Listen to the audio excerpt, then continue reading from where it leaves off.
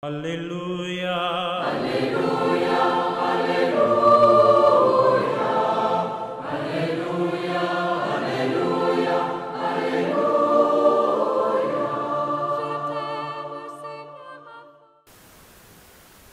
Le Seigneur soit avec vous. Évangile de Jésus-Christ selon saint Luc.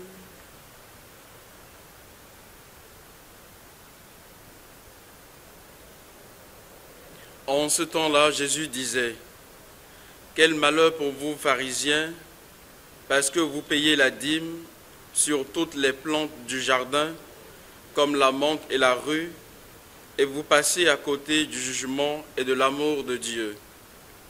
Ceci, il fallait l'observer sans abandonner cela. Quel malheur pour vous, pharisiens, parce que vous aimez le premier siège dans les synagogues et les salutations sur les places publiques.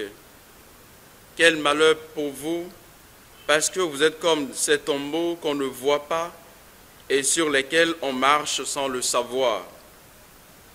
Alors un docteur de la loi prit la parole et lui dit: Maître, en parlant ainsi, c'est nous aussi que tu insultes. Jésus reprit: Vous aussi les docteurs de la loi, malheureux êtes-vous, parce que vous chargez les gens de fardeaux impossibles à porter, et vous-même, vous ne touchez même pas ces fardeaux d'un seul doigt. Acclamons la parole de Dieu.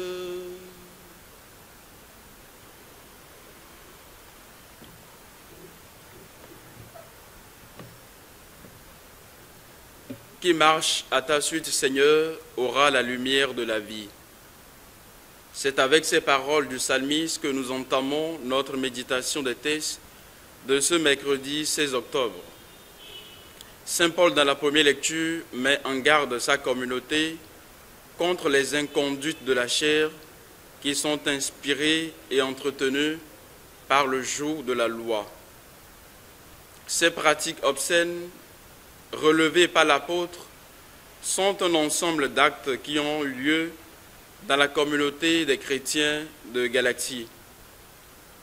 Elles peuvent se reproduire aujourd'hui encore dans nos communautés à nous si nous ne prenons pas garde.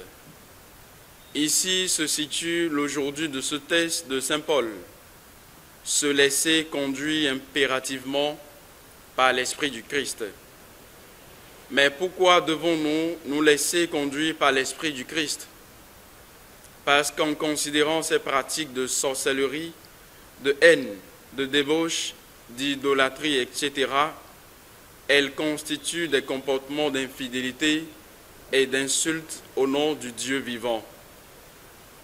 En effet, ces passions et ces convoitises qui insultent le nom de Dieu sont le fruit de nos convoitises et se trouvent être aujourd'hui ce que le monde promeut et nous propose en permanence.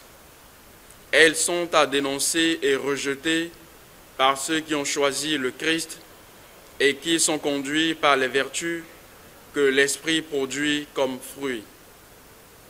Frères et sœurs, pour suivre le Christ, nous avons à renoncer aux actions mauvaises et à suivre les chemins de l'Esprit Saint qui parle toujours aux chrétiens. Car comme avertit saint Paul, ceux qui commettent de telles actions ne recevront pas en héritage le royaume de Dieu, mais qui marche résolument à la suite du Seigneur aura la lumière de la vie pour s'extirper de ces actes dont notre foi est menacée. Dans l'Évangile, saint Luc expose et dénonce certaines pratiques des pharisiens et docteurs de la loi qui négligent et passent à côté du jugement de l'amour de Dieu. Ces deux catégories d'autorités juives symbolisent la loi et l'ancienne alliance. Dans cette péricope que nous retrouvons aussi chez saint Matthieu, le Seigneur s'insurge contre les sachants de la loi qui en donnent toute une autre compréhension toute une autre interprétation. L'exégèse juive de la loi est de très loin en contradiction avec l'agir de ses autorités. Elle manque de concordance. Voilà pourquoi le Seigneur se révolte.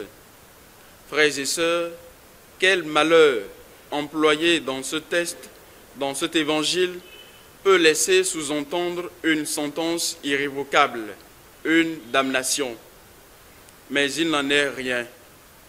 Quel malheur pour vous, pharisiens et docteurs de la loi, ne signifie pas une malédiction prononcée contre ces autorités, mais cela revêt le sens d'une indignation de la part de Jésus face à cette pratique des Juifs qui ne pensent qu'à se faire voir. Frères et sœurs, nous ne sommes pas bien loin, souvent, de ces docteurs et pharisiens. Lorsque le paraître prend le dessus sur notre vie, sur notre vrai être, sur notre vraie identité. Faire croire et faire voir aux autres que, faire croire et faire voir aux autres ce que nous ne sommes pas en vrai, révèle d'une ambition, et de pareilles ambitions proviennent du tentateur. Il s'agit d'une tromperie, car ces agissements nous font être autres et doubles. Nous manquons de consistance et de constance et d'équilibre. Le même qui paraît autre et qui s'est accompli autre dans le désir de correspondre à une volonté est inauthentique. Il faut dire que le désir de paraître s'accorde avec l'adhésion et l'obéissance à une volonté extérieure. En cela, il existe deux volontés qui gouvernent nos vies, celle du monde et celle de Dieu. Et toi, chrétien, à quelle volonté es-tu ordonné? Celle du monde nous fait aimer le monde et ses séductions. Elle est illusion et sans consistance. C'est une volonté d'un instant et sans vraie joie. Quant à la volonté de Dieu, elle nous maintient en l'état, c'est-à-dire tel que nous sommes, car c'est ainsi que Dieu nous aime, tel que nous sommes en vrai et en réalité. À cette volonté ou à la volonté de Dieu, beaucoup la manquent bien souvent. Elle est semblable à la porte étroite de l'Évangile qui n'est connue que de ceux qui s'abandonnent entre les mains de Dieu.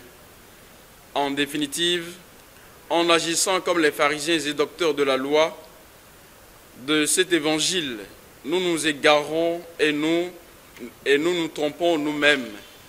Le désir de paraître peut conduire au péché car il peut se transformer simplement en mensonge. Donne, Seigneur, ta lumière qui nous fera discerner tes chemins et tes volontés. Ainsi, nous avancerons vers toi et vers nos frères et sœurs tels que nous sommes. Toi qui vis pour les siècles des siècles. Amen. Le Seigneur soit avec vous. Que Dieu Tout-Puissant vous bénisse, le Père, le Fils et le Saint-Esprit. Amen. Alléluia.